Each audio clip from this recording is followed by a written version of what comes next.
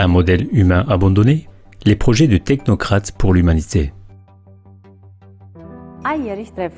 Chaque année, au Forum économique mondial de Davos, se réunissent quelques 3000 personnalités de l'économie, de la politique, de la culture et de la recherche. Si on entend les leitmotifs de ces réunions comme améliorer l'état du monde, repenser, redessiner, rebâtir, la mondialisation 4.0, créer une architecture mondiale à l'ère de la 4e révolution industrielle, on pourrait penser que de vrais bienfaiteurs sont à l'œuvre. Mais la réalité est différente. Les crises politiques, sociales et économiques se multiplient.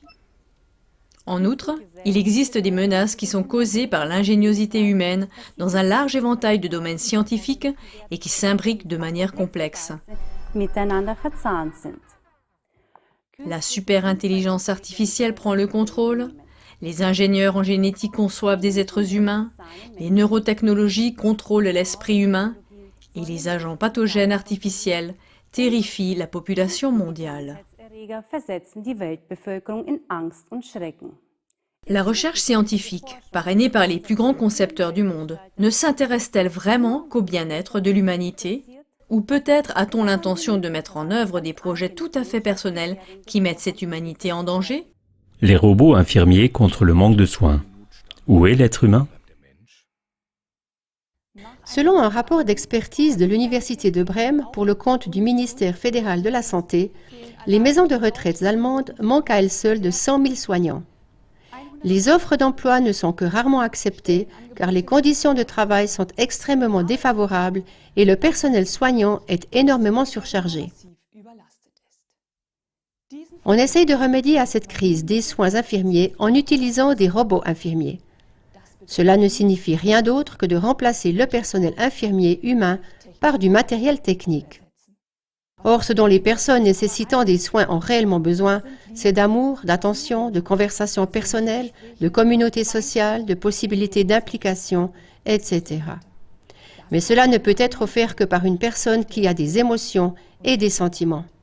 Ces domaines restent fermés à un dispositif technique tel que le robot infirmier, même si une approche semble possible avec l'intelligence artificielle qui progresse, mais seulement en apparence. L'être humain, en tant qu'être émotionnel et social, est abandonné sur le bord du chemin. L'avenir appartient-il aux machines? Mi-humain, mi-machine, les cyborgs ont depuis longtemps cessé d'appartenir seulement à la science-fiction. Les cyborgs sont des personnes dont le corps intègre la technologie afin d'améliorer les capacités humaines. Les plans des transhumanistes vont jusqu'à dire que l'avenir n'appartient pas à l'homme naturel, mais aux êtres hybrides créés par le génie génétique, la robotique, etc.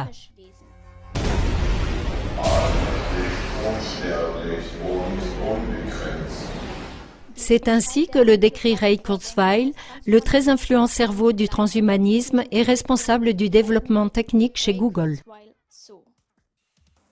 Nous allons combiner la puissance de nos cerveaux, toutes les connaissances, les compétences et les bizarreries personnelles qui font de nous des êtres humains, avec notre puissance informatique. Cette fusion de l'homme et de la machine, avec l'explosion soudaine de l'intelligence des machines, conduira à un monde où il n'y aura plus de distinction entre la vie biologique et la vie mécanique, ni entre la réalité physique et la réalité virtuelle. Ray Kurzweil. Cela ouvre la porte au contrôle et à la gestion de l'humanité par des programmes anonymes.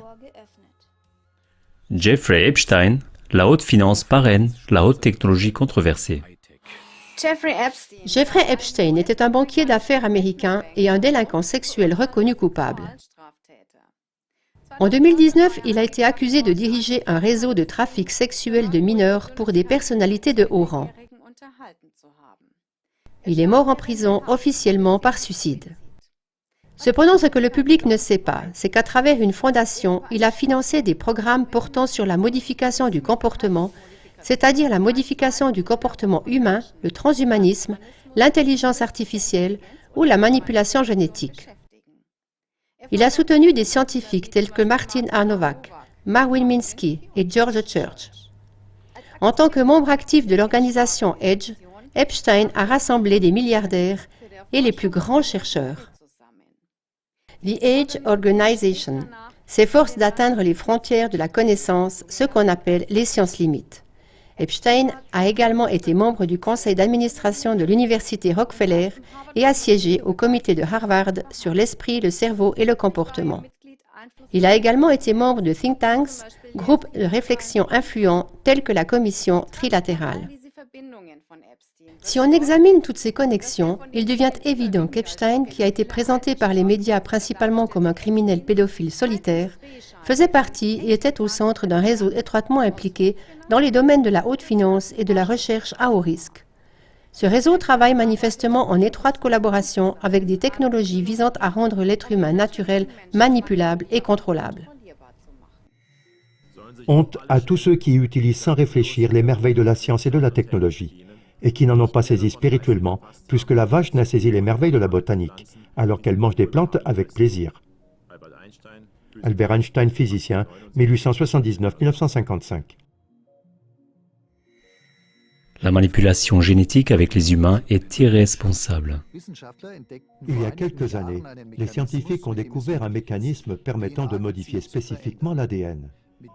Avec ces ciseaux génétiques appelés CRISPR-Cas, des séquences de gènes peuvent être insérées ou retirées à volonté. Les partisans de cette technique affirment que le CRISPR-Cas peut être utilisé pour prévenir de graves maladies héréditaires. Les critiques craignent toutefois des abus. Le professeur George Church de Harvard, entre autres soutenu par Jeffrey Epstein, a obtenu un brevet pour l'utilisation des ciseaux génétiques. Il travaille sur l'altération et la modification des gènes dans le but de créer une race humaine supérieure. Bien que, selon les informations des médias, nous serions loin de produire des bébés sur mesure. Mais il existe déjà des scientifiques comme Yi Jiankui qui, en 2018, a affirmé avoir manipulé génétiquement des jumelles avant leur naissance avec le CRISPR-Cas. Cela s'avère particulièrement dangereux. De telles modifications du patrimoine génétique d'une personne ne peuvent être inversées et peuvent même être transmises avec des conséquences totalement inconnues.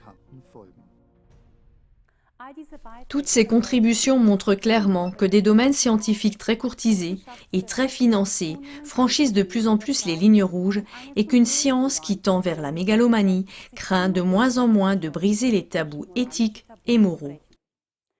Même face à toutes les violations flagrantes des frontières qui mettent en danger l'existence de l'humanité, les paroles suivantes de Hermann Hesse s'appliquent. Souvenez-vous, le doux est plus fort que le dur, l'eau plus fort que le roc, l'amour plus fort que la violence. Écrivain germano-suisse 1877-1962.